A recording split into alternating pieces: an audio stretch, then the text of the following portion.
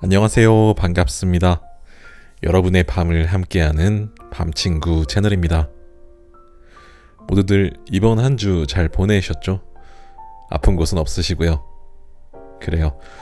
이제 아침과 저녁을 빼고는 날씨가 덥다고 할 수도 있을 만큼 계절이 바뀌고 있는 것이 느껴집니다.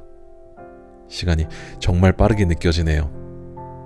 2025년이 되고 별로 이룬 것도 없는데 벌써 4월이라니 저는 뭔가 조바심이 나기도 하고 이대로 괜찮나라는 경각심이 들기도 합니다. 여러분은 올해 하고자 하셨던 일들 많이 이루고 계신가요? 벚꽃이 많이 피었습니다. 정말로 아름답지만 봄이 오는 한 달을 스치듯이 지나갑니다. 오늘 가져온 책에서도 같은 말을 합니다. 오늘 읽어드릴 책 하현 작가의 달의 조각입니다. 작가는 책에서 우리는 모두 보름달이 되려고 애쓰지 말라고 이야기합니다. 보름달은 한 달에 단 하루, 가장 짧은 시간을 스치고 지나가니까요. 그러니 보름달이 되기 위해서 아둥바둥 살아가고 또 남들과 자신을 비교하는 우리들을 위로하기 위해서 여러 이야기들을 엮은 오늘의 책입니다. 그냥 다양한 이야기가 되게 짧게 엮여 있어서 한 번에 다 쭉 읽어버리시기보다는 손 가는 곳에 두시고 시간 나실 때나 아니면 오늘따라 기분이 굉장히 우울하고 힘들다라는 느낌이 드실 때 한 번씩 책을 펴서 읽어보시면 좋을 것 같습니다. 너무 좋은 말이지 않나요? 모두 보름달이 되려고 하지만 사실 보름달은 가장 짧은 한순간이라는 거. 작가님의 그 말이 저에겐 너무 큰 위로가 되어서 너무나 기분 좋게 첫 페이지를 넘겼던 것 같습니다. 저는 이 책의 일부를 읽어드리고요. 뒷이야기가 궁금하신 분들은 직접 구매하셔서 읽어보시면 될 것 같습니다. 그래요. 이제 잠자러 갈 시간이에요. 오늘 밤도 옆에 있을게요. 그럼 잘 자요.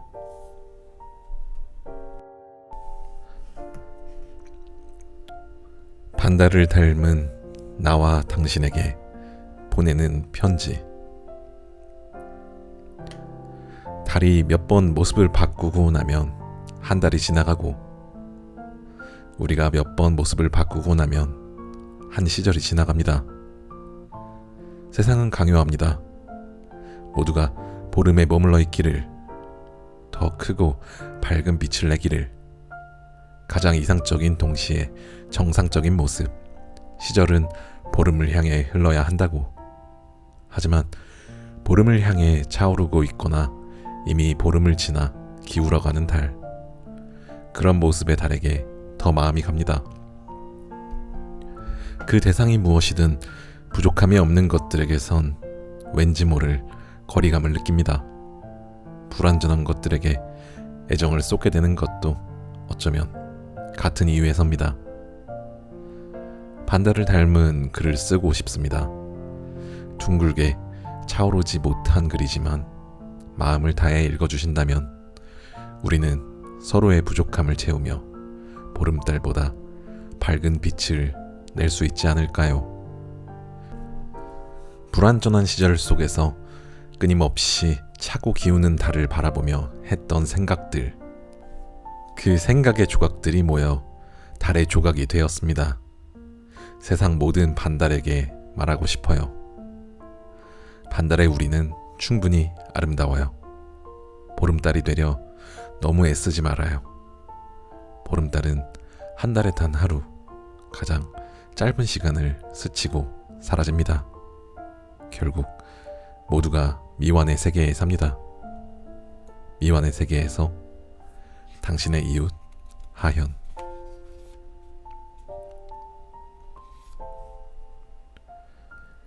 사람에게 실망하는 일이 줄어들었다. 관계 속에서 크고 작은 상처를 입을 때마다 나는 하나씩 뾰족한 가시를 만들었다. 나를 지킨다는 핑계로 마음을 다치고 싶지 않아서 어느 날 문득 추위를 느꼈다. 더 이상 그 어떤 관계에서도 무언가를 기대하지 않게 되었을 때 거울 속에 나는 고슴도치였다. 가시를 잔뜩 세운, 그래서 누구도 끌어안을 수 없는 마음을 재우는 시간. 가끔 우리도 겨울잠을 잤으면 좋겠다는 생각을 한다.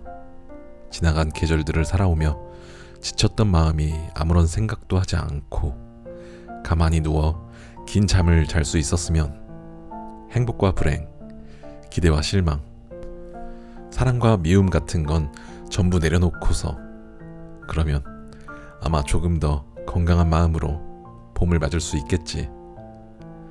다음 계절의 상처에 지금보다 무뎌질 수 있겠지. 우리에게는 마음을 재우는 시간이 필요하다.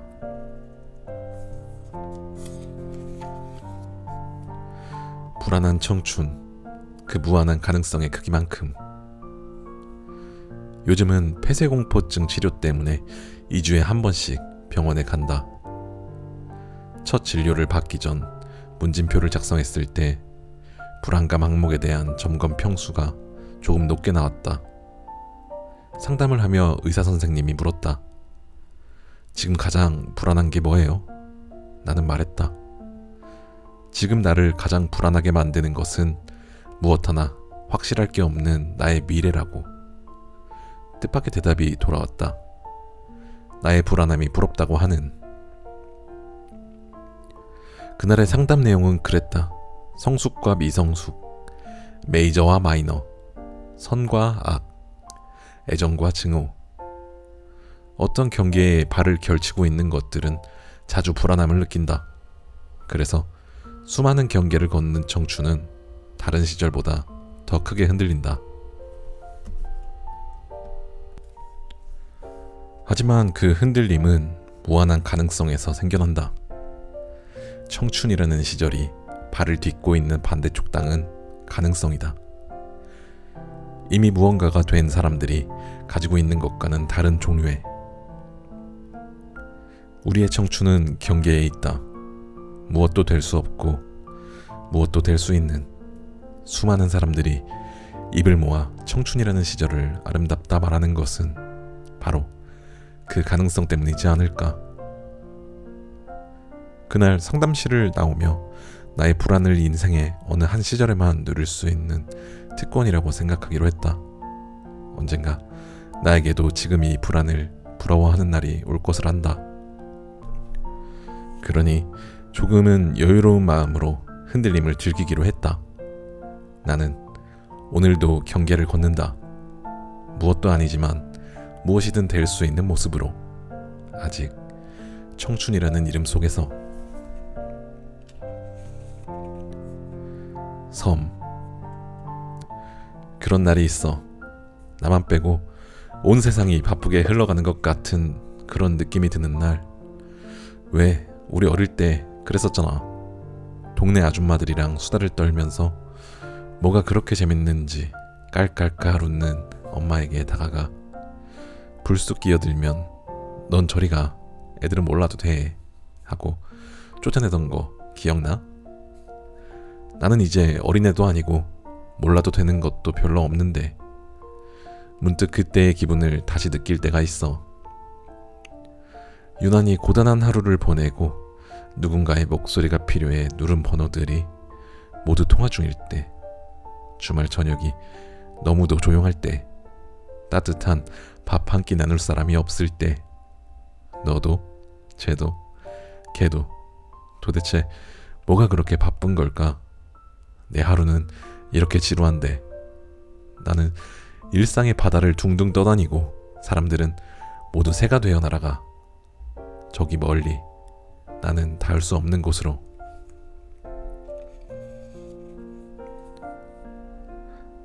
발견. 아프다. 힘들다 말하는 건 늘 어려운 일이었다. 나 지금 따뜻한 관심이 필요해. 그렇게 말하는 건 왠지 부끄러웠다. 가끔 당당한 태도로 관심을 요구하는 사람들을 만날 때면 나도 모르게 질투가 났다. 나에게는 이토록 어려운 일이 누군가에게는 아무렇지 않은 일이라는 것을 피부로 느낄 때, 그러면서도 속으로는 누군가 알아줬으면 했다. 너 지금 힘들구나. 손을 내밀어줬으면 했다. 아주 깊이 꼭꼭 숨어놓고서 나를 찾기 전까지 이 숨바꼭질이 끝나지 않기를 바랐다. 나는 숨바꼭질을 잘했다. 술래에게 발견되지 않고 맨 마지막까지 남아있는 건 언제나 나였다. 너무 꼭꼭 숨어버려서 가끔은 나를 찾지 못한 채 놀이가 끝나버리는 날도 있었다. 말하고 싶었다. 나를 찾기 전에 집으로 가버리면 안 돼. 머리카락 하나 보이지 않게 숨어놓고서 발견되고 싶었다. 아무도 찾지 못할 곳에 숨어놓고서.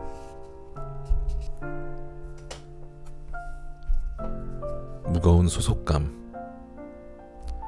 학창시절 아이들은 적게는 3명, 많게는 7명 정도 되는 무리를 만들어 학교 생활을 했다.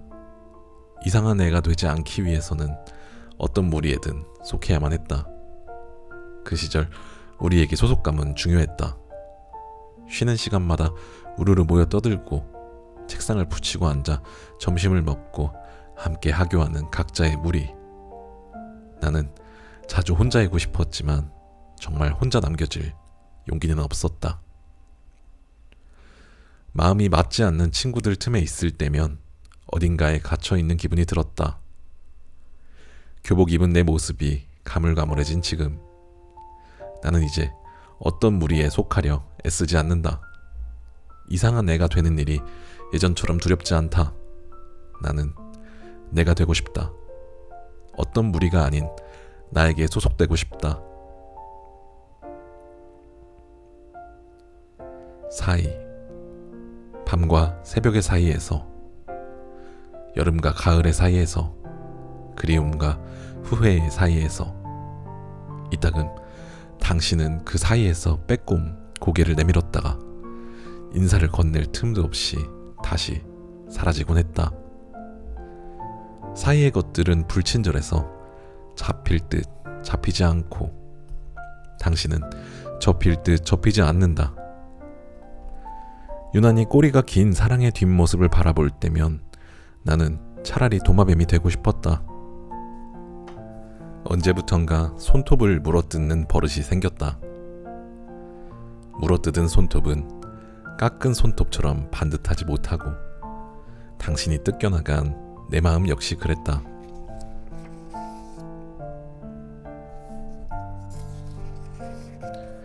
새벽을 닮은 사람. 어둡지만 환했고 늦었지만 일렀고 차갑지만 따뜻했던 당신은 느리지만 빠르게 사라져 버렸지. 노을이 지나간 자리에서 아침을 기다리다 마주친 동틀 무렵의 새벽 같은 사람아. 결국 당신 없이는 어떤 아침도 밝을 수 없어서 나는 아직 밤이다. 어려운 숙제.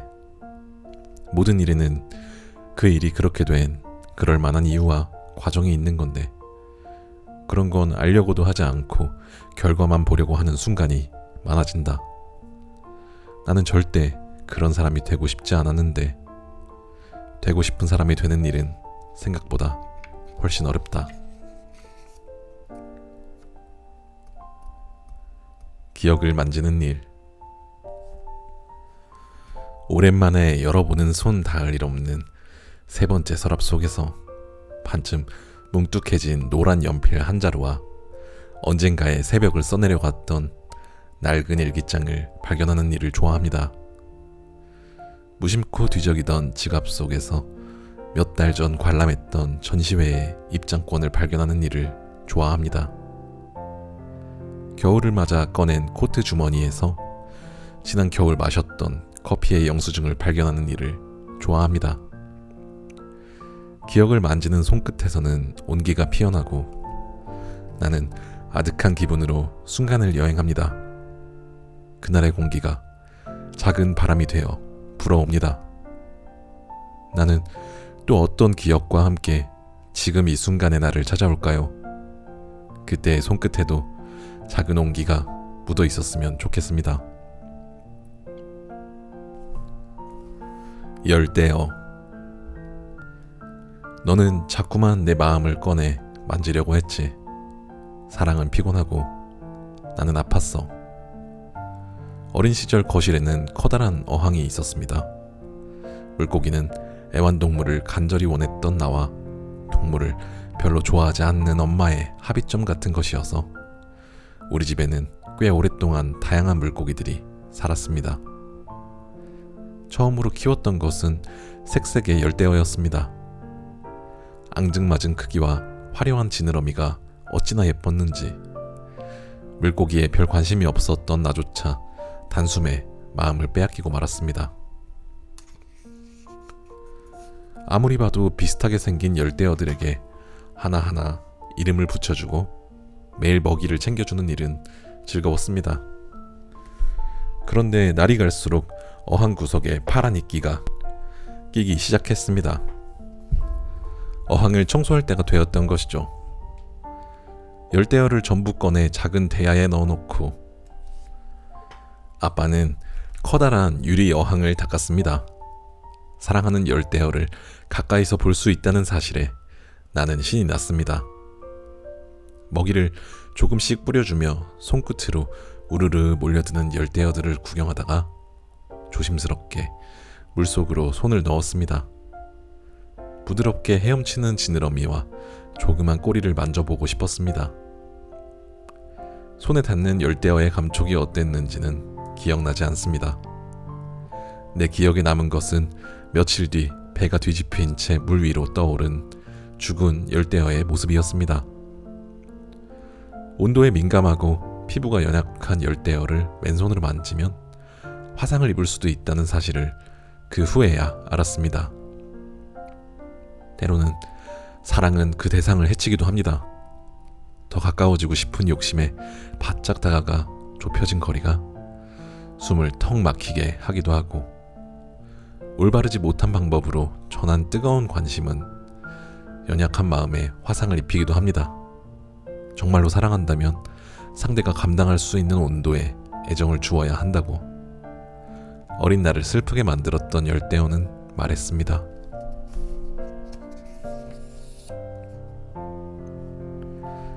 물려받은 계절.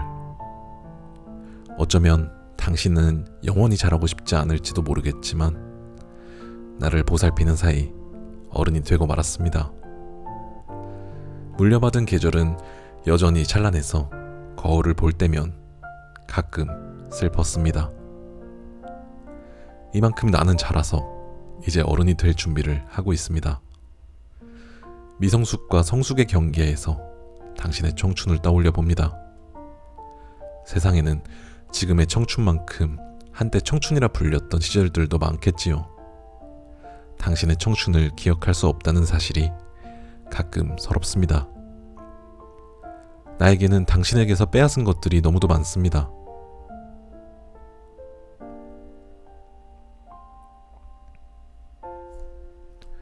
완벽한 토스트. 쌀보다 밀가루를 훨씬 좋아하는 나는 빵에 대한 평가에 매우 관대한 편이다. 텔레비전 맛집 프로그램에 소개된 유명 베이커리의 빵도 1,000원짜리 한 장이면 귀여운 스티커까지 얻을 수 있는 흔한 편의점 빵도 내 입에는 모두 각자의 개성대로 맛있다. 그런데 딱 하나 토스트만큼은 예외다. 식빵을 구워 그냥 먹거나 잼이나 버터를 발라 먹는 식의 토스트는 내가 까다롭게 구는 유일한 빵이다. 완벽한 토스트는 노란색도 갈색도 노르스름한 색도 황갈색도 아닌 그 모든 색의 중간 어딘가에 있을 법한 색을 띠고 있다.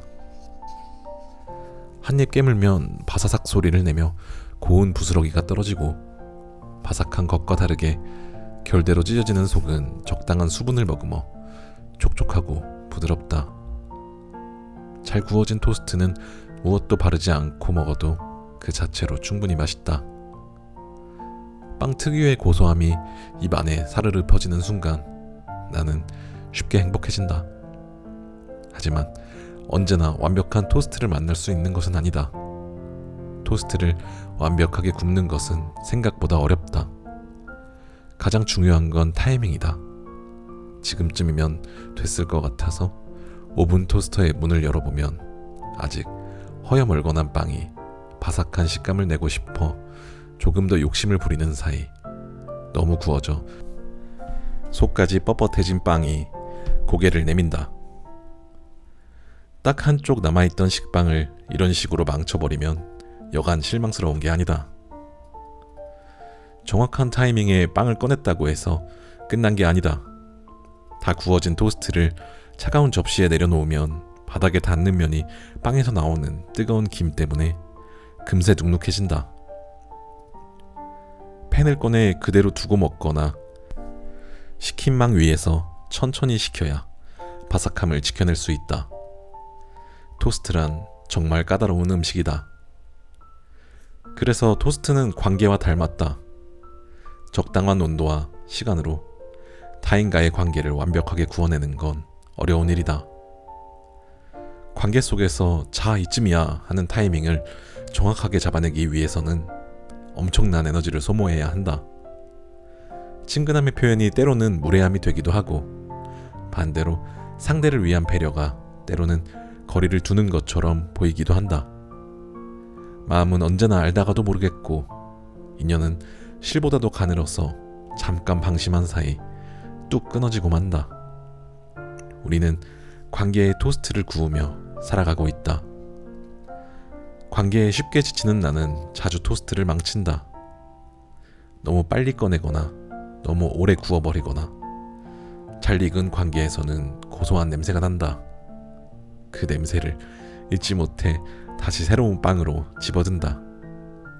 이번만큼은 꼭 완벽한 토스트를 만들고 말겠다는 다짐과 함께 때로는 실패하고 또 때로는 실수해도 우리의 토스트가 가장 맛있는 색으로 구워졌으면 좋겠다.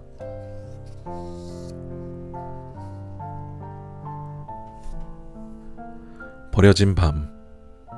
가끔 나도 나를 감당하기 힘든 밤이 있다. 지금 내가 왜 슬픈지, 왜 이런 거지 같은 기분이 드는지 스스로도 이해할 수 없는 날이 있다. 그런 밤이면 저 끝까지 땅을 파고 들어가 빛 한 줌 들지 않는 깊숙한 곳에 천막 하나를 치고 그 안에서 누군지도 모를 얼굴을 하염없이 원망한다. 왜 아무도 알아주지 않냐고, 왜 나조차 보듬을 수 없냐고. 말해 모서리. 너는 첫째니까 의젓해야 해. 너는 여자니까 조신하게 굴어야 해. 너는 남자니까 이까지들로 질질 짜서는 안 돼. 무심코 내뱉는 말의 폭력성을 자각하지 못하는 사람들이 세상에는 너무 많은 것 같습니다. 꼭 칼로만 누군가를 찌를 수 있는 게 아니라는 사실을 왜 모르는 걸까요? 때로 어떤 말들은 칼보다 날카로워요. 그 말이 내가 아끼는 사람의 입에서 나왔을 때는 특히 더 그래요. 말의 모서리를 갈아요. 누군가 내 말의 끝에 찔렸을 때 너무 깊은 상처를 입지 않도록.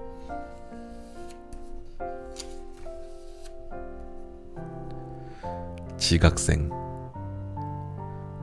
멈춘 시계를 보다가 우리는 더 늦지 않으려 서둘러 자리를 뜬다.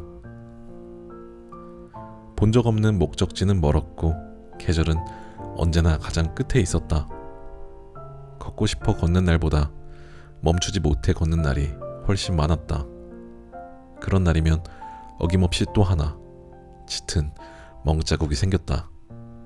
멍든 다리가 부끄러웠다. 옛 생각을 했다. 우리 마음이 자주 깜빡이던 날들. 내일의 어둠보다 오늘의 희미한 빛이 더 무거웠던 날들. 낡은 신발 속 하얀 발이 나는 하나도 부끄럽지 않았었는데 멈춘 시계는 멈추어 있고 우리는 지금이 낮인지도 밤인지도 모른 채 벌써 저 멀리까지 달려가 숨이 가쁘다. 트로피의 무게. 보통의 사람들은 인생을 살며 몇 개의 트로피를 받을까? 지극히 평범한 나는 지금까지 딱 한 개의 트로피를 받았다. 내 인생에서 유일한 그 트로피를 받은 것은 11살 무렵 나갔던 피아노 콩쿠르에서였다. 아직 초등학교 입학도 하기 전 동네에 새로 생긴 작은 피아노 학원에서 들려오던 음악 소리를 기억한다. 긴 생머리를 한쪽으로 가지런히 넘기고 피아노를 연주하는 당시 천사같이 보였던 선생님도 학원 근처를 지날 때면 한참이나 창문 속 피아노의 세계를 구경하던 내가 피아노를 배우고 싶다고 말하자 엄마는 흔쾌히 허락했다. 그 시절 남자아이들의 태권도장처럼 여자아이들에게 피아노 학원이란 유년 시절을 보내는 하나의 필수 코스와도 같은 것이었다. 몇 번의 이론 수업을 마치고 처음으로 피아노 앞에 앉았을 때 나는 마치 대단한 피아니스트라도 된 것처럼 허리를 꼿꼿하게 펴고 도레미파솔라시도를 배웠다. 피아노 학원에 가는 건 즐거웠다. 매끄러운 건반은 반짝반짝 빛났고 월요일마다 바짝 깎은 손톱을 검사받고 먹는 예쁜 사탕은 달콤했다. 암호처럼 생긴 악보를 연주하면 비행기나 곰 3마리 같은 익숙한 노래가 나오는 것도 꽤 재미있었다. 검은 건반을 처음으로 눌렀을 때, 구경만 하던 페달을 처음으로 밟았을 때에는 가슴이 쿵쿵 뛰었다. 그 시절 나의 꿈은 참 바빴다. 피아니스트와 피아노 학원 선생님 사이를 수없이 오가며 사실 손톱 검사를 받은지 먹는 사탕보다 훨씬 달콤했던 것은 따로 있었다. 그건 바로 칭찬이었다. 배우는 속도가 느려 언제나 다른 친구들에게 칭찬을 양보해야 했던 나에게 피아노는 새로운 세상을 선물했다. 또래보다 빠른 속도로 바이엘을 떼고 동경의 대상이었던 빨간 체르니 교재를 봤던 순간 짧은 인생을 살며 처음으로 느껴보는 달콤한 우월감이 마냥 좋았다. 나에게도 남들보다 뛰어난 무언가가 있다는 우쭐함이 체르니 교재가 들어있는 내 가방을 바라보는 친구들의 부러운 눈길을 받을 때면 기분 좋은 울렁거림이 찾아왔다. 몇 년이 지나고 학원 친구들과 함께 나간 콩쿠르에서 최우수상을 받았다. 반짝이는 금빛 트로피와 학원 간판 아래 현수막에 당당하게 적힌 내 이름을 보며 나는 앞으로도 평생 피아노를 치겠다고 다짐했다. 피아노는 나의 가장 큰 즐거움이었다. 하지만 그 즐거움은 점점 모습을 바꾸기 시작했다. 다른 아이들보다 5번 더 연습하는 것은 당연한 일이 되었다. 다음 콩쿠르에서도 상을 받으려면 지금보다 훨씬 많이 연습해야 해. 실수하면 안 돼. 더 정확히 연주해야 해. 칭찬보다 자주 들어야 하는 지적은 피아노에 대한 흥미를 뚝뚝 떨어뜨렸다. 처음의 즐거움이 의무감으로 완전히 변해버리자 몰래 학원을 빠지고 놀이터로 가는 날이 늘었다.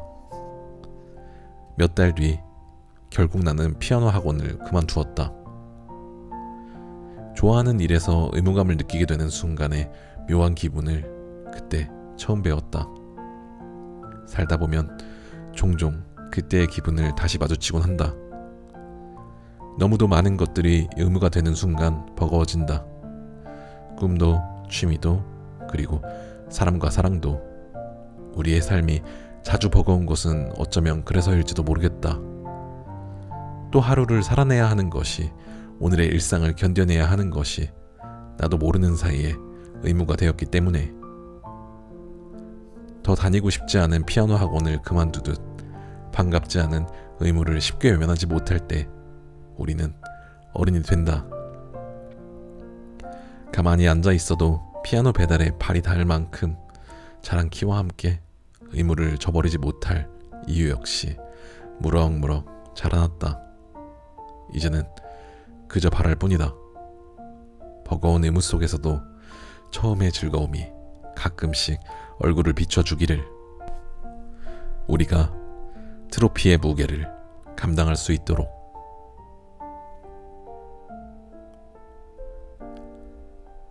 연필 연필로 쓴 글. 가끔은 노트북을 덮고 연필로 글을 쓴다. 볼펜도 샤프 펜슬도 아닌 빨간 지우개가 달린 노란 연필로. 종이에 글씨를 쓸 때 사각거리는 소리도, 손끝에 닿는 차갑지 않은 온도와 나무의 촉감도 좋지만, 내가 연필을 사용하며 가장 좋다고 생각하는 것은 쓰면 쓸수록 뭉툭하게 닳는 심이다. 그 새까만 심은 생각을 닮았다. 가만히 앉아 글을 쓰다 보면 연필심과 함께 생각도 닳는다. 막 첫 문장을 쓰기 시작했을 때의 반짝이던 생각은 그리 오래 지속되지 못하고 조금씩 닳아 없어진다. 그럴 때면 커터칼로 연필을 깎으며 무뎌진 생각을 함께 깎는다. 나와 같은 속도로 달아가는 작은 연필 한 자루에 마음을 기댄다. 연필을 깎는 소리가 귓가에 나직이 속삭인다. 우리는 다시 뾰족해질 수 있다고. 다시 반짝이는 생각을 가져다 주겠다고. 그래서 연필로 쓴 글에는 약간의 온기가 더 담겨 있다. 사용하는 사람과 비슷한 호흡을 나누는 도구는 단순한 도구 이상의 의미를 가진다. 값비싼 만년필도, 편리한 볼펜도 연필을 완벽하게 대신할 수는 없다고 생각한다. 아무리 세상이 변해도 내 필통 속에는 언제나 반듯하게 깎인 연필 몇 자루가 들어있을 것이다. 다정. 때때로 찾아오는 감당하기 버거운 다정 앞에서 나는 그것이 다정이 아니라 말하며 부지런히 발걸음으로 옮겨 도망치곤 했었지. 그러면 따뜻한 다정은 아무런 말이 없고 자꾸자꾸 뒤를 돌아보는 나는 뜻도 없는 말을 한참 중얼거렸어.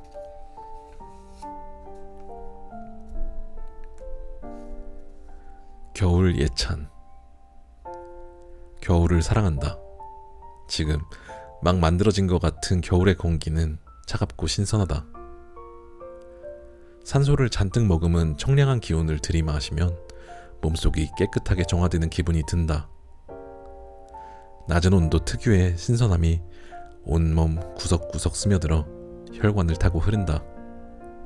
하지만 정말 반가운 것은 겨울에만 느낄 수 있는 어떤 포근함이다.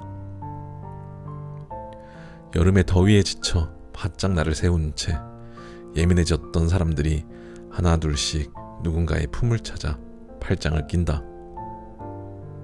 긴 밤의 중간에서 보글보글 끓는 어묵탕과 소주 한 잔을 소중한 사람과 나누어 먹고 세상을 온통 하얗게 물들이는 한방눈을 바라보며 더운 김이 피어나는 커피를 마신다. 색색의 불빛으로 거리를 수놓는 크리스마스가 찾아올 때쯤이면 지나간 계절 동안 미뤄두었던 안부 인사를 건네고 연말과 새해를 핑계로 바쁜 일상 속 잊고 지냈던 사람들을 만난다. 겨울은 그런 계절이다. 저 깊은 곳에 묻어두었던 마음 한 조각 꺼내는 일을 누구도 이상하게 생각하지 않는 계절. 한동안 쓰지 않았던 손편지를 쓰게 되는 계절. 사람과 사람 사이의 거리가 조금 더 가까워지는 계절. 수많은 시작과 끝, 그 설렘과 아련함이 공존하는 계절. 당장 산으로 바다로 나가 무엇이든 하라고 등을 떠밀던 여름의 주말과 다르게 겨울의 주말은 넓은 품을 벌려 모든 것을 용납한다. 두꺼운 이불 속에 웅크리고 앉아 온종일 귤만 까먹는 것도, 뜨뜻한 전기장판 밖으로 단 한 발짝도 나가지 않는 것도, 이틀째 감지 않은 머리를 긁적이며 텔레비전 앞에서 리모컨만 만지작거리고 있는 것도, 그 어떤 게으름도 겨울이라는 단어 뒤에 잠시 몸을 숨긴다. 앓는 것조차 좋다. 연중 행사처럼 찾아오는 독감에 걸려 하룻밤을 꼬박 앓다 늦은 밤 깨어나 마시는 차가운 물 한 컵은 생명의 맛이다. 지금 이 시간 여전히 살아있다는 사실만으로도 자신을 기특하게 여길 수 있다. 미련하다는 말을 들으면서도 약 없이 온전히 나의 힘으로 이겨낸 아픔은 나를 단단하게 만들고 더 혹독한 추위를 견뎌낼 용기를 준다. 겨울에 태어난 나는 누가 뭐래도 겨울이 좋다. 꽃과 초록으로 물든 계절보다 하얗게 모든 것을 뒤덮으며 눈부신 무의 세계를 펼치는 그 차가운 계절을 사랑한다.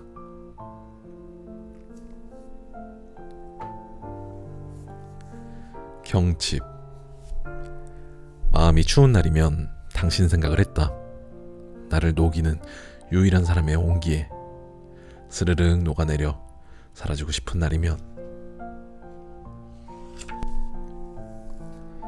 잠수. 우리 저 깜깜한 바닷속으로 가자. 내가 말하면 사실 나 그 말을 기다리고 있었어. 그렇게 함께 사라질 사람을 찾고 있어. 벗어둔 신발 곱게 포개어놓고 내 마음에 내 마음을 더해 딱 그 무게만큼만 저 아래로 가라앉자. 초. 너의 생일을 축하하는 자리에서 나는 그런 생각을 했어. 지금 이 시간을 공유하며 슬픔을 느끼는 건 저기 달콤한 케이크 위에 가느다란 초 하나겠구나. 뜨거운 눈물을 뚝뚝 흘려도 데인 마음이 뭉텅이로 떨어져 내려도 알아주는 이 하나 없겠지. 작은 연기는 너무 쉽게 사라지고 매캐한 냄새조차 공중으로 흩어지겠지. 서로의 온기를 나누는 사람들 틈에서 차갑게 식어 굳어가는 마음을 안고 모두가 웃고 떠드는 사이 한없이 행복한 밤으로 기억될 시간 속에서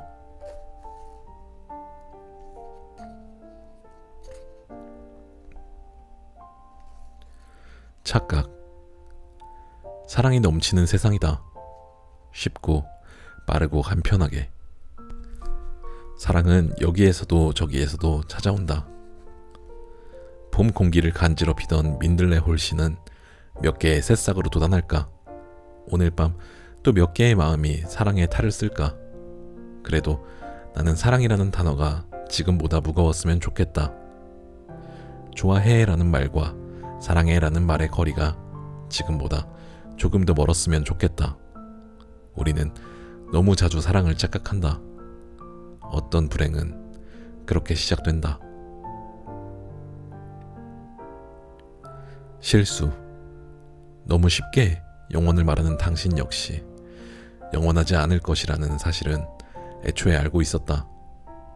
그럼에도 싱거운 고백에 고개를 끄덕이며 옅은 미소를 흘렸던 건 세상 가장 유약하고 불안정한 감정에 기대를 거는 당신의 순수함이 예뻐서, 그 무모한 눈빛이 울컥할 만큼 맑아서 사랑 앞에서 우리는 언제나 알면서도 속기로 한다. 또 한 번 같은 실수를 반복하기로 한다. 파도. 하얗게 부서지는 파도 한 조각 눈에 담으려는 나를 저기 저 아득한 곳까지 끌어당긴 건 너였는데, 물기 어린 손이 차가워 더는 잡을 수 없다 말하면 나는 가라앉을 수도 떠오를 수도 없이 젖은 손만 원망하며 넘실대고 있잖니. 파도에 갇혀 네가 남긴 시간에 갇혀. 감정 낭비. 고작 몇 번의 계절이 지나고 나면 얼굴조차 기억나지 않을 사람들 때문에 너무 많이 상처받고 고민하지 말아요. 때로 놓을 사람은 놓을 줄도 알아야 내 사람들에게 더 많은 자리를 내어줄 수 있으니, 지금 나를 힘들게 하는 사람의 절반은 다음 이 계절 내 곁에 없을 사람이라는 것을 기억하세요. 폐휴지 손수레와 골프채 풀세트. 어느 해 여름 동네 베이커리 카페에서 아르바이트를 했다. 새로 생긴 초고층 주상복합 건물은 모든 것이 반짝반짝 빛났다. 2층에 위치한 가게에서는 항상 맛있는 냄새가 났다. 프랑스산 버터와 유기농 밀가루를 사용해 하나하나 손으로 만든 빵은 보기에도 참 건강했다. 가게를 찾는 손님들은 주로 근처에 거주하던 노인들과 아이를 키우는 젊은 엄마들이었다. 부유한 노년을 보내는 그들의 표정에는 여유가 넘쳤다. 다음 독서 모임은 여기서 하는 것도 나쁘지 않겠네요. 내가 이번에 골프채를 바꾸려고 하는데 말이야. 어느 브랜드가 좋을까? 제가 필드에 나가보니 골프채는 적어도 종류별로 하나씩. 건강을 위해 시럽을 넣지 않은 라떼를 마시며 그들은 주로 이런 대화를 나눴다. 유모차를 끌고 오는 그들은 깐깐했다. 이거 우리 애가 먹을 건데 진짜 유기농 밀가루 맞아요? 이 빵에는 어느 나라 버터를 썼어요. 까다로운 심사를 통과한 초콜릿 쿠키를 입에 물고 물 한 방울 섞이지 않은 오렌지 주스를 마시는 아이들의 표정은 마냥 즐거워 보였다. 9시가 넘은 퇴근길에서는 아직 반도 채우지 못한 낡은 손수레를 끌고 어디론가 바쁘게 걸음을 옮기는 구부정한 뒷모습을 종종 마주치곤 했다. 새벽의 뉴스는 차마 자식을 굶길 수 없어. 대형마트에서 분유를 훔친 젊은 여자의 소식을 전했다. 모르겠다. 나는 사람을 보며 울 것 같은 기분이 드는 순간이 사실 두렵다. 외면하고 싶은 현실은 항상 너무도 가까이에서 우리를 빤히 바라본다. 그 눈빛에 우리는 때때로 조금 따갑다.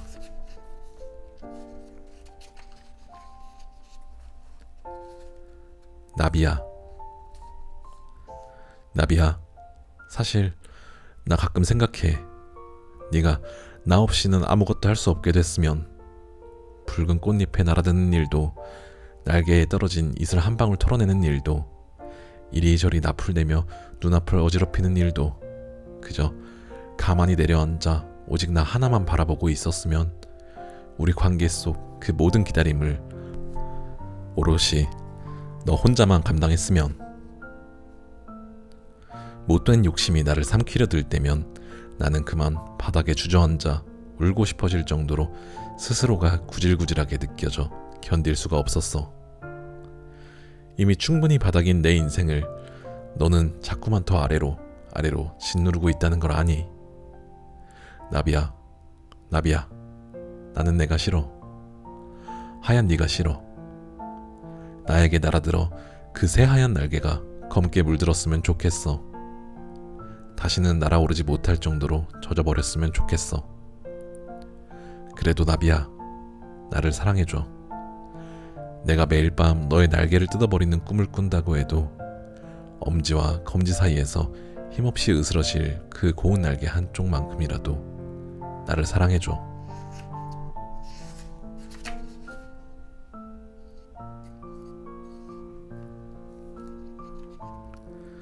행복. 너무 행복하려고 애쓰지 않아도 괜찮아. 하지만 내가 어떤 것들에게서 진정한 행복을 느끼는지 스스로 발견하는 일에는 애써야 해. 세상의 행복이 아닌 나의 행복을 하는 일. 그런 일들을 사치라 생각하지 않아야 해.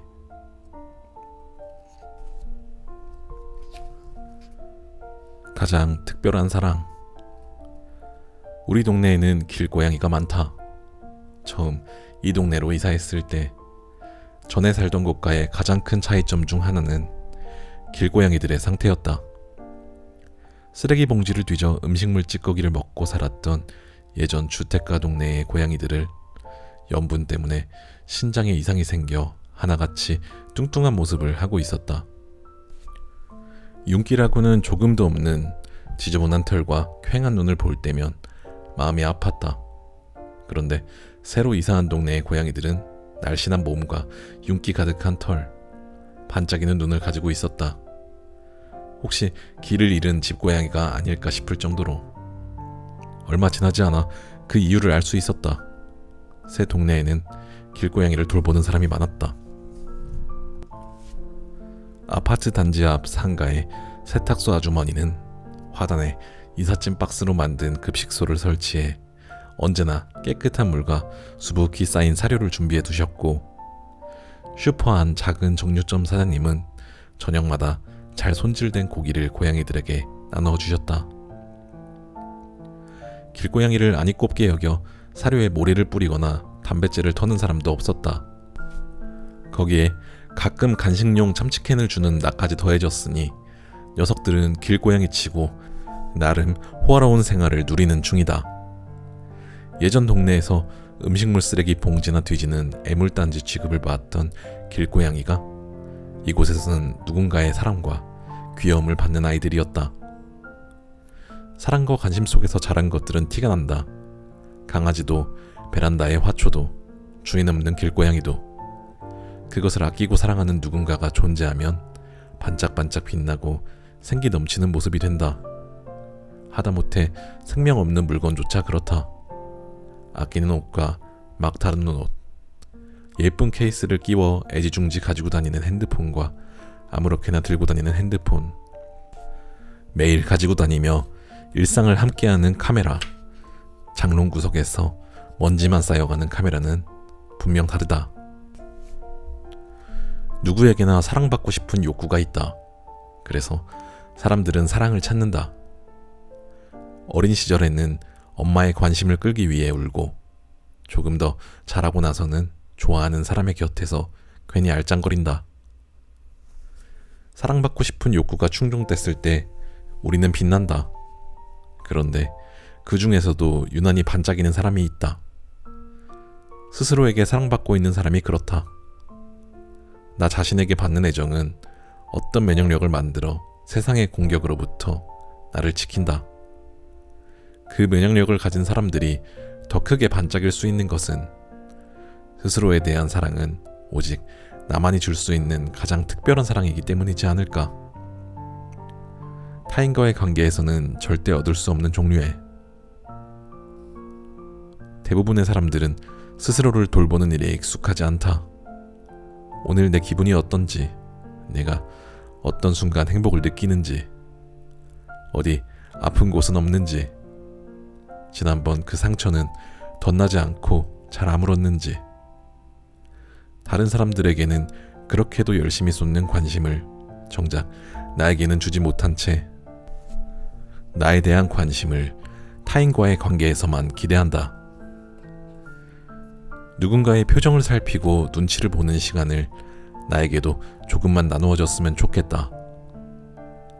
세상의 끝까지 나와 함께할 것이 분명한 사람은 오직 나 하나뿐이니 가장 가까이 있다는 이유로 가장 소홀하기 쉬운 나에게, 너무도 가까워 가끔 잊고 살았던 나에게 한 번쯤 물어봤으면 좋겠다. 너는 오늘 잘 지내고 있냐고. 정말로 잘 지내고 있냐고.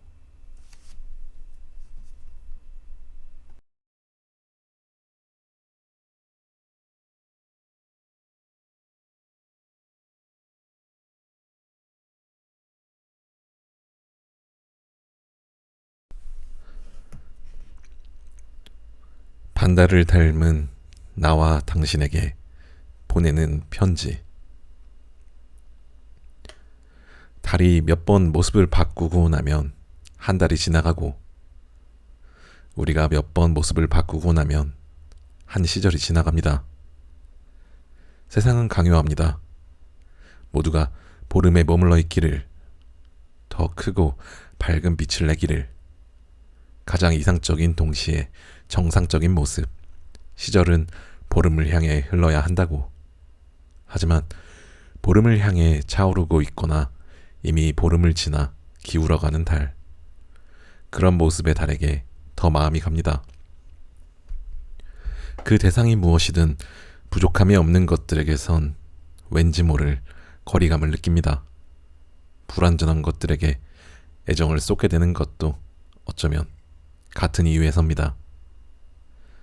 반달을 닮은 글을 쓰고 싶습니다. 둥글게 차오르지 못한 글이지만 마음을 다해 읽어주신다면 우리는 서로의 부족함을 채우며 보름달보다 밝은 빛을 낼 수 있지 않을까요? 불완전한 시절 속에서 끊임없이 차고 기우는 달을 바라보며 했던 생각들, 그 생각의 조각들이 모여 달의 조각이 되었습니다. 세상 모든 반달에게 말하고 싶어요. 반달의 우리는 충분히 아름다워요. 보름달이 되려 너무 애쓰지 말아요. 보름달은 한 달에 단 하루, 가장 짧은 시간을 스치고 사라집니다. 결국 모두가 미완의 세계에 삽니다. 미완의 세계에서 당신의 이웃 하현.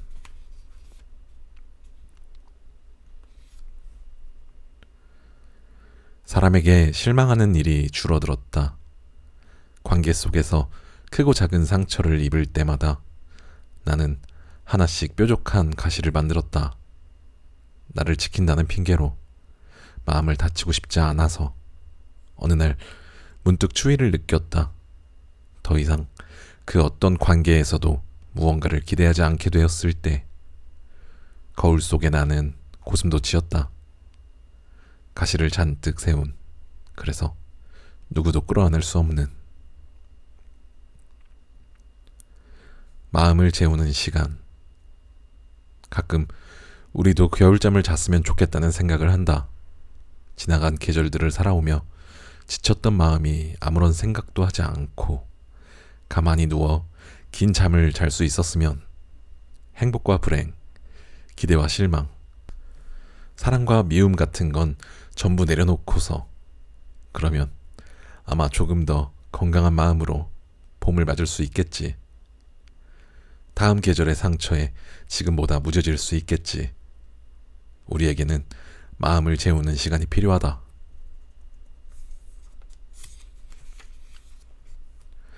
불안한 청춘, 그 무한한 가능성의 크기만큼. 요즘은 폐쇄공포증 치료 때문에 2주에 한 번씩 병원에 간다. 첫 진료를 받기 전 문진표를 작성했을 때 불안감 항목에 대한 점검 평수가 조금 높게 나왔다. 상담을 하며 의사 선생님이 물었다.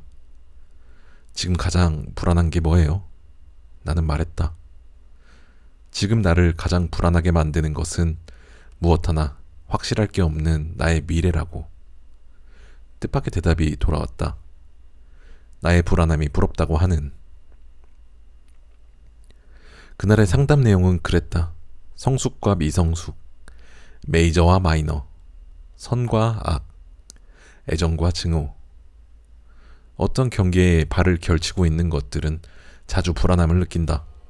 그래서 수많은 경계를 걷는 청춘은 다른 시절보다 더 크게 흔들린다. 하지만 그 흔들림은 무한한 가능성에서 생겨난다. 청춘이라는 시절이 발을 딛고 있는 반대쪽 땅은 가능성이다. 이미 무언가가 된 사람들이 가지고 있는 것과는 다른 종류의. 우리의 청춘은 경계에 있다. 무엇도 될 수 없고 무엇도 될 수 있는. 수많은 사람들이 입을 모아 청춘이라는 시절을 아름답다 말하는 것은 바로 그 가능성 때문이지 않을까. 그날 상담실을 나오며 나의 불안을 인생의 어느 한 시절에만 누릴 수 있는 특권이라고 생각하기로 했다. 언젠가 나에게도 지금 이 불안을 부러워하는 날이 올 것을 안다. 그러니 조금은 여유로운 마음으로 흔들림을 즐기기로 했다. 나는 오늘도 경계를 걷는다. 무엇도 아니지만 무엇이든 될 수 있는 모습으로. 아직 청춘이라는 이름 속에서. 섬. 그런 날이 있어. 나만 빼고 온 세상이 바쁘게 흘러가는 것 같은 그런 느낌이 드는 날. 왜 우리 어릴 때 그랬었잖아. 동네 아줌마들이랑 수다를 떨면서 뭐가 그렇게 재밌는지 깔깔깔 웃는 엄마에게 다가가 불쑥 끼어들면 넌 저리 가, 애들은 몰라도 돼 하고 쫓아내던 거 기억나? 나는 이제 어린애도 아니고 몰라도 되는 것도 별로 없는데 문득 그때의 기분을 다시 느낄 때가 있어. 유난히 고단한 하루를 보내고 누군가의 목소리가 필요해 누른 번호들이 모두 통화 중일 때, 주말 저녁이 너무도 조용할 때, 따뜻한 밥 한 끼 나눌 사람이 없을 때, 너도 쟤도 걔도 도대체 뭐가 그렇게 바쁜 걸까? 내 하루는 이렇게 지루한데 나는 일상의 바다를 둥둥 떠다니고 사람들은 모두 새가 되어 날아가. 저기 멀리 나는 닿을 수 없는 곳으로.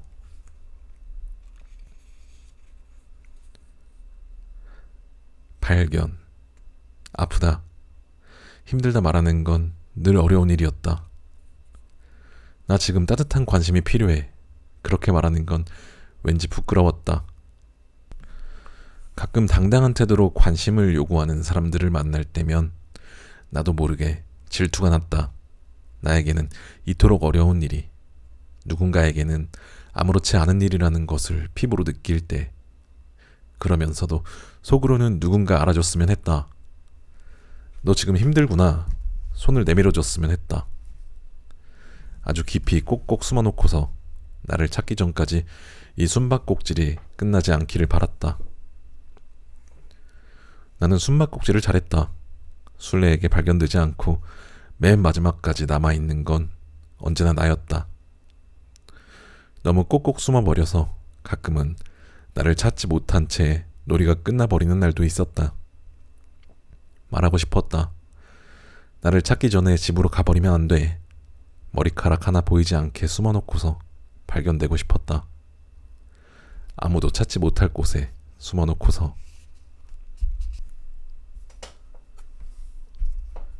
무거운 소속감.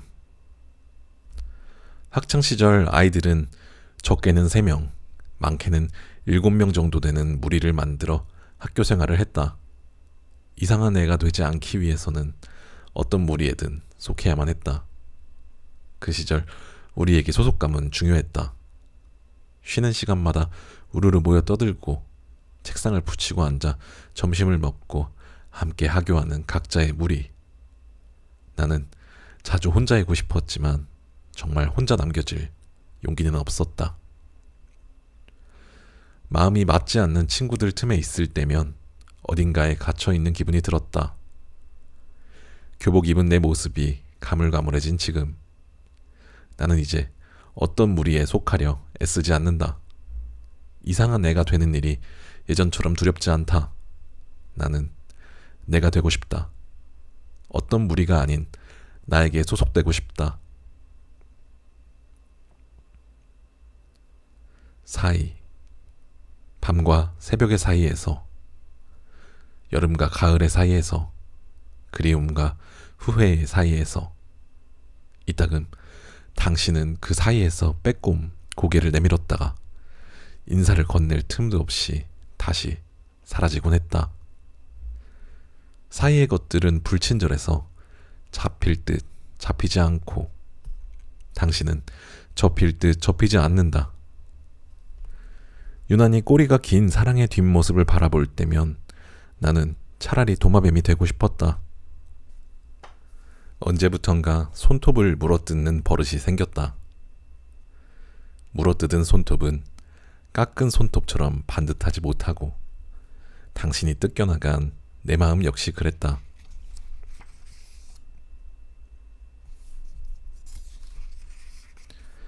새벽을 닮은 사람. 어둡지만 환했고, 늦었지만 일렀고, 차갑지만 따뜻했던 당신은 느리지만 빠르게 사라져 버렸지. 노을이 지나간 자리에서 아침을 기다리다 마주친 동틀 무렵의 새벽 같은 사람아. 결국 당신 없이는 어떤 아침도 밝을 수 없어서 나는 아직 밤이다. 어려운 숙제. 모든 일에는 그 일이 그렇게 된 그럴 만한 이유와 과정이 있는 건데, 그런 건 알려고도 하지 않고 결과만 보려고 하는 순간이 많아진다.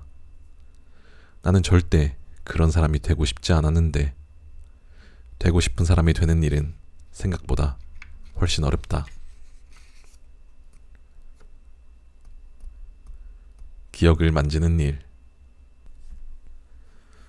오랜만에 열어보는 손 닿을 일 없는 세 번째 서랍 속에서 반쯤 뭉뚝해진 노란 연필 한 자루와 언젠가의 새벽을 써내려갔던 낡은 일기장을 발견하는 일을 좋아합니다.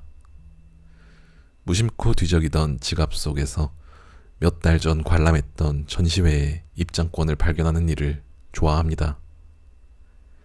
겨울을 맞아 꺼낸 코트 주머니에서 지난 겨울 마셨던 커피의 영수증을 발견하는 일을 좋아합니다. 기억을 만지는 손끝에서는 온기가 피어나고 나는 아득한 기분으로 순간을 여행합니다. 그날의 공기가 작은 바람이 되어 불어옵니다. 나는 또 어떤 기억과 함께 지금 이 순간의 나를 찾아올까요? 그때의 손끝에도 작은 온기가 묻어 있었으면 좋겠습니다. 열대어. 너는 자꾸만 내 마음을 꺼내 만지려고 했지. 사랑은 피곤하고 나는 아팠어. 어린 시절 거실에는 커다란 어항이 있었습니다. 물고기는 애완동물을 간절히 원했던 나와 동물을 별로 좋아하지 않는 엄마의 합의점 같은 것이어서 우리 집에는 꽤 오랫동안 다양한 물고기들이 살았습니다. 처음으로 키웠던 것은 색색의 열대어였습니다. 앙증맞은 크기와 화려한 지느러미가 어찌나 예뻤는지 물고기에 별 관심이 없었던 나조차 단숨에 마음을 빼앗기고 말았습니다. 아무리 봐도 비슷하게 생긴 열대어들에게 하나하나 이름을 붙여주고 매일 먹이를 챙겨주는 일은 즐거웠습니다. 그런데 날이 갈수록 어항 구석에 파란 이끼가 끼기 시작했습니다. 어항을 청소할 때가 되었던 것이죠. 열대어를 전부 꺼내 작은 대야에 넣어놓고 아빠는 커다란 유리 어항을 닦았습니다. 사랑하는 열대어를 가까이서 볼 수 있다는 사실에 나는 신이 났습니다. 먹이를 조금씩 뿌려주며 손끝으로 우르르 몰려드는 열대어들을 구경하다가 조심스럽게 물속으로 손을 넣었습니다. 부드럽게 헤엄치는 지느러미와 조그만 꼬리를 만져보고 싶었습니다. 손에 닿는 열대어의 감촉이 어땠는지는 기억나지 않습니다. 내 기억에 남은 것은 며칠 뒤 배가 뒤집힌 채 물 위로 떠오른 죽은 열대어의 모습이었습니다. 온도에 민감하고 피부가 연약한 열대어를 맨손으로 만지면 화상을 입을 수도 있다는 사실을 그 후에야 알았습니다. 때로는 사랑은 그 대상을 해치기도 합니다. 더 가까워지고 싶은 욕심에 바짝 다가가 좁혀진 거리가 숨을 턱 막히게 하기도 하고 올바르지 못한 방법으로 전한 뜨거운 관심은 연약한 마음에 화상을 입히기도 합니다. 정말로 사랑한다면 상대가 감당할 수 있는 온도의 애정을 주어야 한다고 어린 나를 슬프게 만들었던 열대어는 말했습니다.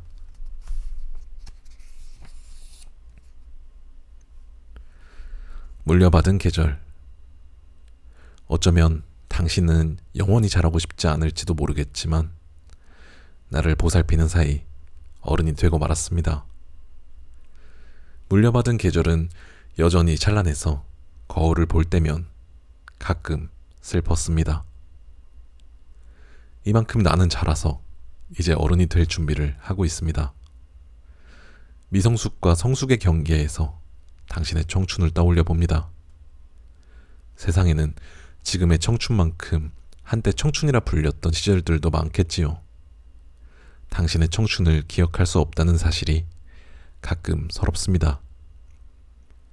나에게는 당신에게서 빼앗은 것들이 너무도 많습니다.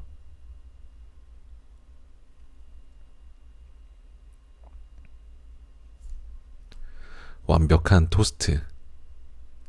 쌀보다 밀가루를 훨씬 좋아하는 나는 빵에 대한 평가에 매우 관대한 편이다. 텔레비전 맛집 프로그램에 소개된 유명 베이커리의 빵도 1,000원짜리 한 장이면 귀여운 스티커까지 얻을 수 있는 흔한 편의점 빵도 내 입에는 모두 각자의 개성대로 맛있다. 그런데 딱 하나 토스트만큼은 예외다.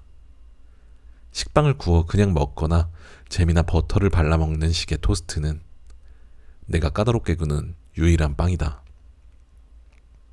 완벽한 토스트는 노란색도 갈색도 노르스름한 색도 황갈색도 아닌 그 모든 색의 중간 어딘가에 있을 법한 색을 띠고 있다. 한 입 깨물면 바사삭 소리를 내며 고운 부스러기가 떨어지고 바삭한 것과 다르게 결대로 찢어지는 속은 적당한 수분을 머금어 촉촉하고 부드럽다. 잘 구워진 토스트는 무엇도 바르지 않고 먹어도 그 자체로 충분히 맛있다. 빵 특유의 고소함이 입 안에 사르르 퍼지는 순간 나는 쉽게 행복해진다. 하지만 언제나 완벽한 토스트를 만날 수 있는 것은 아니다. 토스트를 완벽하게 굽는 것은 생각보다 어렵다. 가장 중요한 건 타이밍이다. 지금쯤이면 됐을 것 같아서 오븐 토스터의 문을 열어보면 아직 허여멀건한 빵이 바삭한 식감을 내고 싶어 조금 더 욕심을 부리는 사이 너무 구워져 속까지 뻣뻣해진 빵이 고개를 내민다. 딱 한쪽 남아있던 식빵을 이런 식으로 망쳐버리면 여간 실망스러운 게 아니다. 정확한 타이밍에 빵을 꺼냈다고 해서 끝난 게 아니다. 다 구워진 토스트를 차가운 접시에 내려놓으면 바닥에 닿는 면이 빵에서 나오는 뜨거운 김 때문에 금세 눅눅해진다. 팬을 꺼내 그대로 두고 먹거나 식힌 망 위에서 천천히 식혀야 바삭함을 지켜낼 수 있다. 토스트란 정말 까다로운 음식이다. 그래서 토스트는 관계와 닮았다. 적당한 온도와 시간으로 타인과의 관계를 완벽하게 구워내는 건 어려운 일이다. 관계 속에서 자 이쯤이야 하는 타이밍을 정확하게 잡아내기 위해서는 엄청난 에너지를 소모해야 한다. 친근함의 표현이 때로는 무례함이 되기도 하고 반대로 상대를 위한 배려가 때로는 거리를 두는 것처럼 보이기도 한다. 마음은 언제나 알다가도 모르겠고 인연은 실보다도 가늘어서 잠깐 방심한 사이 뚝 끊어지고 만다. 우리는 관계의 토스트를 구우며 살아가고 있다. 관계에 쉽게 지치는 나는 자주 토스트를 망친다. 너무 빨리 꺼내거나 너무 오래 구워버리거나 잘 익은 관계에서는 고소한 냄새가 난다. 그 냄새를 잊지 못해 다시 새로운 빵으로 집어든다. 이번만큼은 꼭 완벽한 토스트를 만들고 말겠다는 다짐과 함께 때로는 실패하고 또 때로는 실수해도 우리의 토스트가 가장 맛있는 색으로 구워졌으면 좋겠다.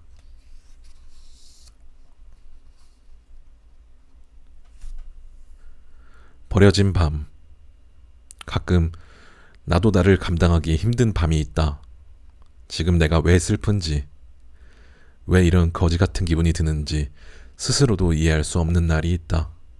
그런 밤이면 저 끝까지 땅을 파고 들어가 빛 한 줌 들지 않는 깊숙한 곳에 천막 하나를 치고 그 안에서 누군지도 모를 얼굴을 하염없이 원망한다. 왜 아무도 알아주지 않냐고.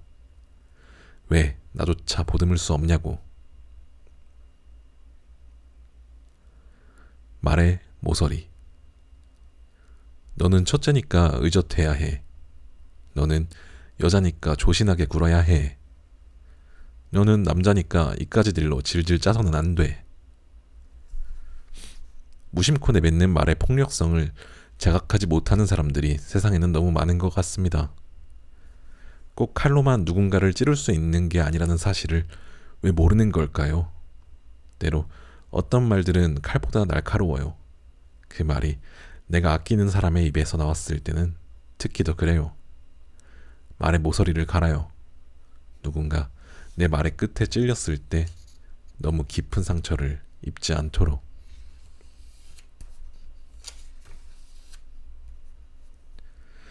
지각생. 멈춘 시계를 보다가 우리는 더 늦지 않으려 서둘러 자리를 뜬다. 본 적 없는 목적지는 멀었고 계절은 언제나 가장 끝에 있었다. 걷고 싶어 걷는 날보다 멈추지 못해 걷는 날이 훨씬 많았다. 그런 날이면 어김없이 또 하나 짙은 멍자국이 생겼다. 멍든 다리가 부끄러웠다. 옛 생각을 했다.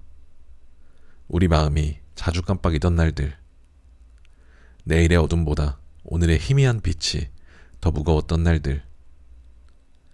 낡은 신발 속 하얀 발이 나는 하나도 부끄럽지 않았었는데 멈춘 시계는 멈추어 있고 우리는 지금이 낮인지도 밤인지도 모른 채 벌써 저 멀리까지 달려가 숨이 가쁘다. 트로피의 무게. 보통의 사람들은 인생을 살며 몇 개의 트로피를 받을까? 지극히 평범한 나는 지금까지 딱 한 개의 트로피를 받았다. 내 인생에서 유일한 그 트로피를 받은 것은 11살 무렵 나갔던 피아노 콩쿠르에서였다. 아직 초등학교 입학도 하기 전 동네에 새로 생긴 작은 피아노 학원에서 들려오던 음악 소리를 기억한다. 긴 생머리를 한쪽으로 가지런히 넘기고 피아노를 연주하는 당시 천사같이 보였던 선생님도 학원 근처를 지날 때면 한참이나 창문 속 피아노의 세계를 구경하던 내가 피아노를 배우고 싶다고 말하자 엄마는 흔쾌히 허락했다. 그 시절 남자아이들의 태권도장처럼 여자아이들에게 피아노 학원이란 유년 시절을 보내는 하나의 필수 코스와도 같은 것이었다. 몇 번의 이론 수업을 마치고 처음으로 피아노 앞에 앉았을 때 나는 마치 대단한 피아니스트라도 된 것처럼 허리를 꼿꼿하게 펴고 도레미파솔라시도를 배웠다. 피아노 학원에 가는 건 즐거웠다. 매끄러운 건반은 반짝반짝 빛났고 월요일마다 바짝 깎은 손톱을 검사받고 먹는 예쁜 사탕은 달콤했다. 암호처럼 생긴 악보를 연주하면 비행기나 곰 3마리 같은 익숙한 노래가 나오는 것도 꽤 재미있었다. 검은 건반을 처음으로 눌렀을 때, 구경만 하던 페달을 처음으로 밟았을 때에는 가슴이 쿵쿵 뛰었다. 그 시절 나의 꿈은 참 바빴다. 피아니스트와 피아노 학원 선생님 사이를 수없이 오가며 사실 손톱 검사를 받은지 먹는 사탕보다 훨씬 달콤했던 것은 따로 있었다. 그건 바로 칭찬이었다. 배우는 속도가 느려 언제나 다른 친구들에게 칭찬을 양보해야 했던 나에게 피아노는 새로운 세상을 선물했다. 또래보다 빠른 속도로 바이엘을 떼고 동경의 대상이었던 빨간 체르니 교재를 봤던 순간 짧은 인생을 살며 처음으로 느껴보는 달콤한 우월감이 마냥 좋았다. 나에게도 남들보다 뛰어난 무언가가 있다는 우쭐함이 체르니 교재가 들어있는 내 가방을 바라보는 친구들의 부러운 눈길을 받을 때면 기분 좋은 울렁거림이 찾아왔다. 몇 년이 지나고 학원 친구들과 함께 나간 콩쿠르에서 최우수상을 받았다. 반짝이는 금빛 트로피와 학원 간판 아래 현수막에 당당하게 적힌 내 이름을 보며 나는 앞으로도 평생 피아노를 치겠다고 다짐했다. 피아노는 나의 가장 큰 즐거움이었다. 하지만 그 즐거움은 점점 모습을 바꾸기 시작했다. 다른 아이들보다 5번 더 연습하는 것은 당연한 일이 되었다. 다음 콩쿠르에서도 상을 받으려면 지금보다 훨씬 많이 연습해야 해. 실수하면 안 돼. 더 정확히 연주해야 해. 칭찬보다 자주 들어야 하는 지적은 피아노에 대한 흥미를 뚝뚝 떨어뜨렸다. 처음의 즐거움이 의무감으로 완전히 변해버리자 몰래 학원을 빠지고 놀이터로 가는 날이 늘었다. 몇 달 뒤 결국 나는 피아노 학원을 그만두었다.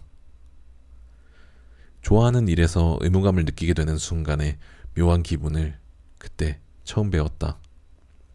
살다 보면 종종 그때의 기분을 다시 마주치곤 한다.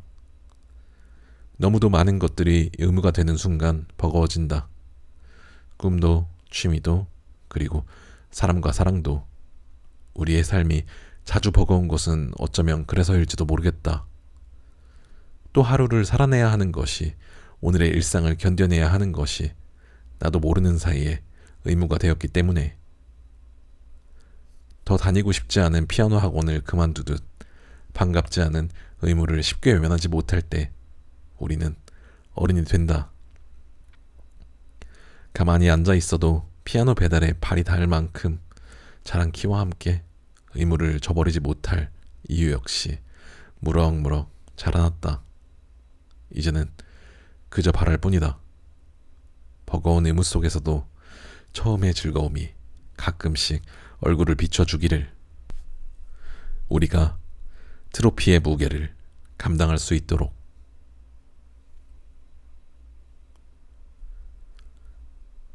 연필로 쓴 글. 가끔은 노트북을 덮고 연필로 글을 쓴다. 볼펜도 샤프 펜슬도 아닌 빨간 지우개가 달린 노란 연필로. 종이에 글씨를 쓸 때 사각거리는 소리도 손끝에 닿는 차갑지 않은 온도와 나무의 촉감도 좋지만 내가 연필을 사용하며 가장 좋다고 생각하는 것은 쓰면 쓸수록 뭉툭하게 닳는 심이다. 그 새까만 심은 생각을 닮았다. 가만히 앉아 글을 쓰다 보면 연필심과 함께 생각도 닳는다.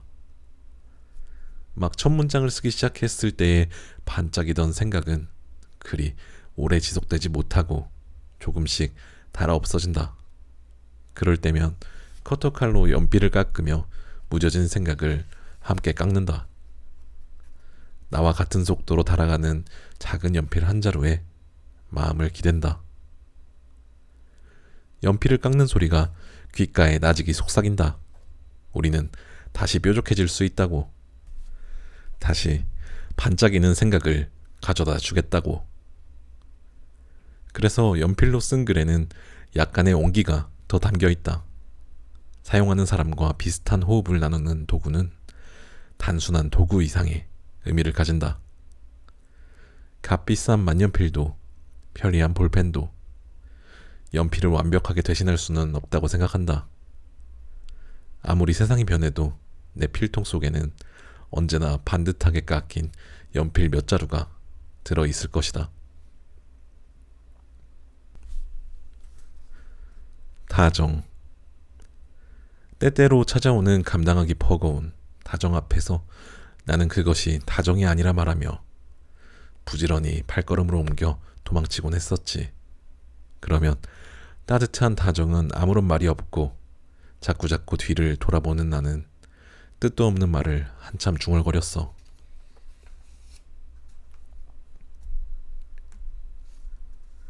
겨울 예찬. 겨울을 사랑한다. 지금 막 만들어진 것 같은 겨울의 공기는 차갑고 신선하다. 산소를 잔뜩 머금은 청량한 기운을 들이마시면 몸속이 깨끗하게 정화되는 기분이 든다. 낮은 온도 특유의 신선함이 온몸 구석구석 스며들어 혈관을 타고 흐른다.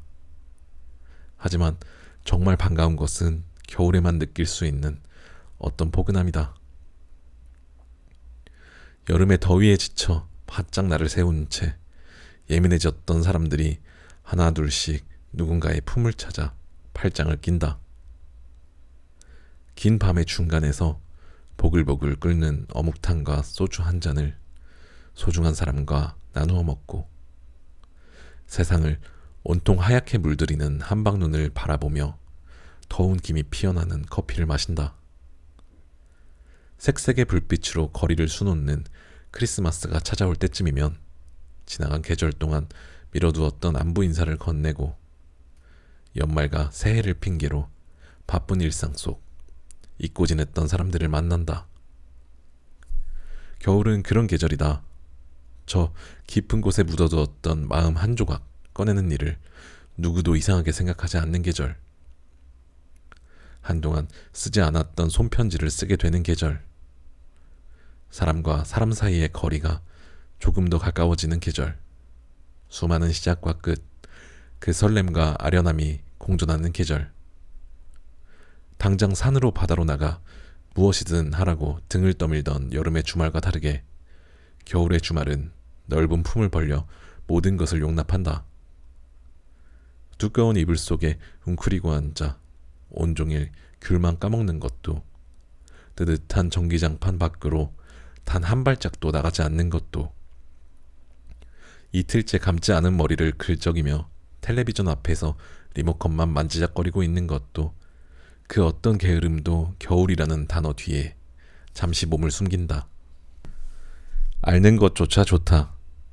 연중 행사처럼 찾아오는 독감에 걸려 하룻밤을 꼬박 앓다 늦은 밤 깨어나 마시는 차가운 물 한 컵은 생명의 맛이다. 지금 이 시간 여전히 살아있다는 사실만으로도 자신을 기특하게 여길 수 있다. 미련하다는 말을 들으면서도 약 없이 온전히 나의 힘으로 이겨낸 아픔은 나를 단단하게 만들고 더 혹독한 추위를 견뎌낼 용기를 준다. 겨울에 태어난 나는 누가 뭐래도 겨울이 좋다. 꽃과 초록으로 물든 계절보다 하얗게 모든 것을 뒤덮으며 눈부신 무의 세계를 펼치는 그 차가운 계절을 사랑한다.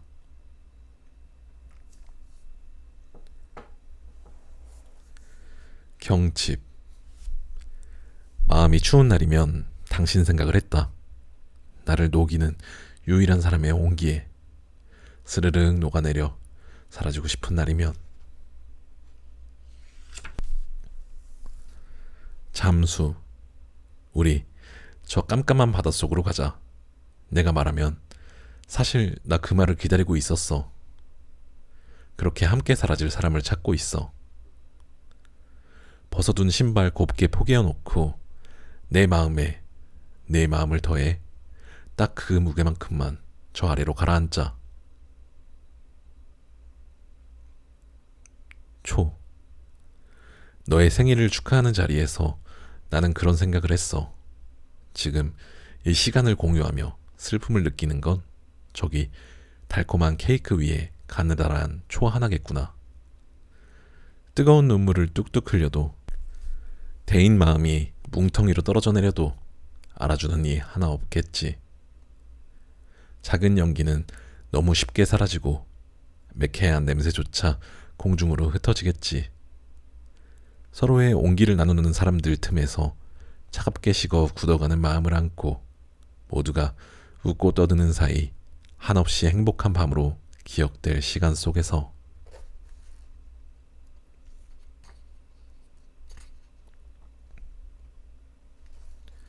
착각. 사랑이 넘치는 세상이다. 쉽고 빠르고 간편하게. 사랑은 여기에서도 저기에서도 찾아온다.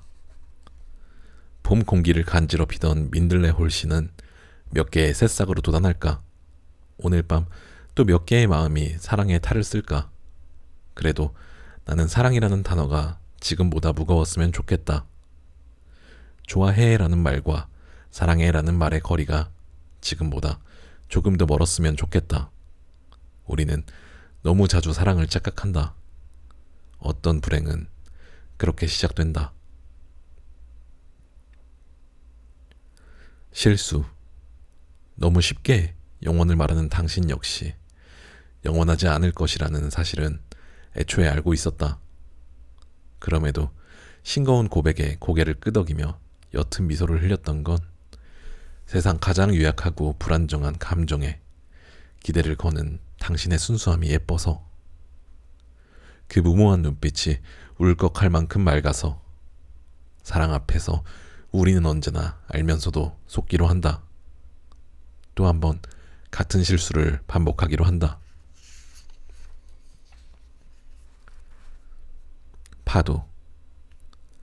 하얗게 부서지는 파도 한 조각 눈에 담으려는 나를 저기 저 아득한 곳까지 끌어당긴 건 너였는데, 물기 어린 손이 차가워 더는 잡을 수 없다 말하면 나는 가라앉을 수도 떠오를 수도 없이 젖은 손만 원망하며 넘실대고 있잖니.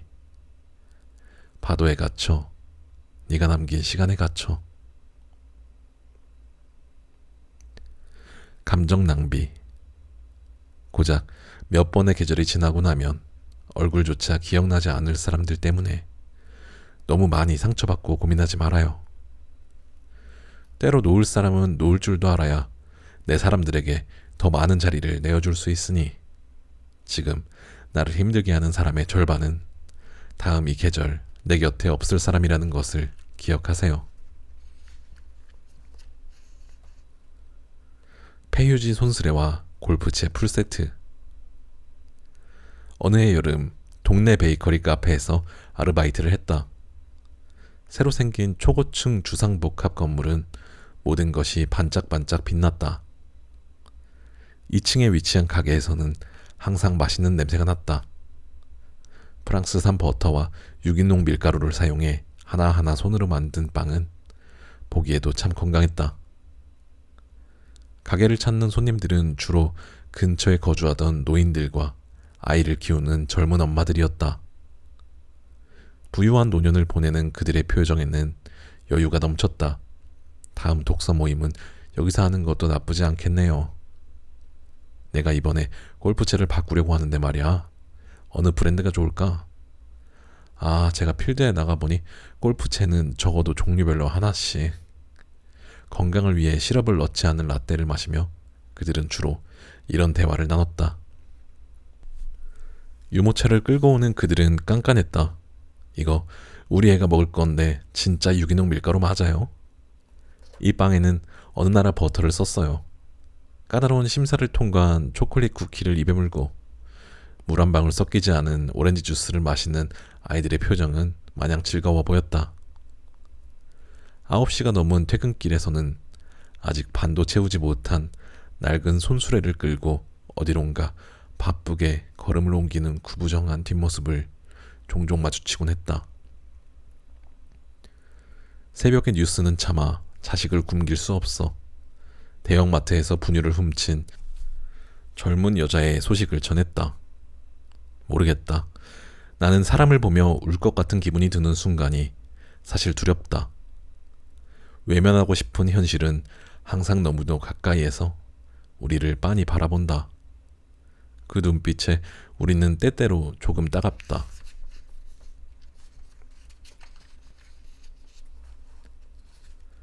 나비야.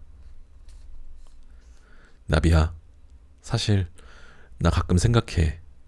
네가 나 없이는 아무것도 할 수 없게 됐으면 붉은 꽃잎에 날아드는 일도 날개에 떨어진 이슬 한 방울 털어내는 일도 이리저리 나풀대며 눈앞을 어지럽히는 일도 그저 가만히 내려앉아 오직 나 하나만 바라보고 있었으면 우리 관계 속 그 모든 기다림을 오롯이 너 혼자만 감당했으면. 못된 욕심이 나를 삼키려 들 때면 나는 그만 바닥에 주저앉아 울고 싶어질 정도로 스스로가 구질구질하게 느껴져 견딜 수가 없었어. 이미 충분히 바닥인 내 인생을 너는 자꾸만 더 아래로 짓누르고 있다는 걸 아니? 나비야, 나비야, 나는 내가 싫어. 하얀 네가 싫어. 나에게 날아들어 그 새하얀 날개가 검게 물들었으면 좋겠어. 다시는 날아오르지 못할 정도로 젖어버렸으면 좋겠어. 그래도 나비야, 나를 사랑해줘. 내가 매일 밤 너의 날개를 뜯어버리는 꿈을 꾼다고 해도 엄지와 검지 사이에서 힘없이 으스러질 그 고운 날개 한쪽만큼이라도 나를 사랑해줘.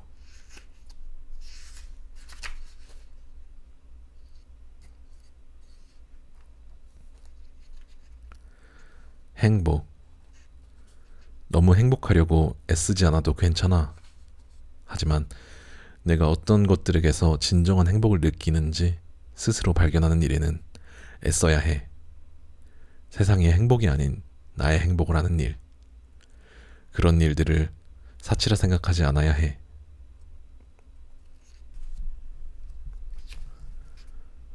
가장 특별한 사랑. 우리 동네에는 길고양이가 많다. 처음 이 동네로 이사했을 때 전에 살던 곳과의 가장 큰 차이점 중 하나는 길고양이들의 상태였다. 쓰레기 봉지를 뒤져 음식물 찌꺼기를 먹고 살았던 예전 주택가 동네의 고양이들을 염분 때문에 신장에 이상이 생겨 하나같이 뚱뚱한 모습을 하고 있었다. 윤기라고는 조금도 없는 지저분한 털과 퀭한 눈을 볼 때면 마음이 아팠다. 그런데 새로 이사한 동네의 고양이들은 날씬한 몸과 윤기 가득한 털, 반짝이는 눈을 가지고 있었다. 혹시 길을 잃은 집고양이가 아닐까 싶을 정도로. 얼마 지나지 않아 그 이유를 알 수 있었다. 새 동네에는 길고양이를 돌보는 사람이 많았다. 아파트 단지 앞 상가에 세탁소 아주머니는 화단에 이삿짐 박스로 만든 급식소를 설치해 언제나 깨끗한 물과 수북히 쌓인 사료를 준비해 두셨고, 슈퍼 안 작은 정육점 사장님은 저녁마다 잘 손질된 고기를 고양이들에게 나누어 주셨다. 길고양이를 안이 꼽게 여겨 사료에 모래를 뿌리거나 담뱃재를 터는 사람도 없었다. 거기에 가끔 간식용 참치캔을 주는 나까지 더해졌으니 녀석들은 길고양이 치고 나름 호화로운 생활을 누리는 중이다. 예전 동네에서 음식물 쓰레기 봉지나 뒤지는 애물단지 취급을 받았던 길고양이가 이곳에서는 누군가의 사랑과 귀여움을 받는 아이들이었다. 사랑과 관심 속에서 자란 것들은 티가 난다. 강아지도, 베란다의 화초도, 주인 없는 길고양이도. 그것을 아끼고 사랑하는 누군가가 존재하면 반짝반짝 빛나고 생기 넘치는 모습이 된다. 하다못해 생명 없는 물건조차 그렇다. 아끼는 옷과 막 다루는 옷, 예쁜 케이스를 끼워 애지중지 가지고 다니는 핸드폰과 아무렇게나 들고 다니는 핸드폰, 매일 가지고 다니며 일상을 함께하는 카메라, 장롱 구석에서 먼지만 쌓여가는 카메라는 분명 다르다. 누구에게나 사랑받고 싶은 욕구가 있다. 그래서 사람들은 사랑을 찾는다. 어린 시절에는 엄마의 관심을 끌기 위해 울고, 조금 더 자라고 나서는 좋아하는 사람의 곁에서 괜히 알짱거린다. 사랑받고 싶은 욕구가 충족됐을 때 우리는 빛난다. 그런데 그 중에서도 유난히 반짝이는 사람이 있다. 스스로에게 사랑받고 있는 사람이 그렇다.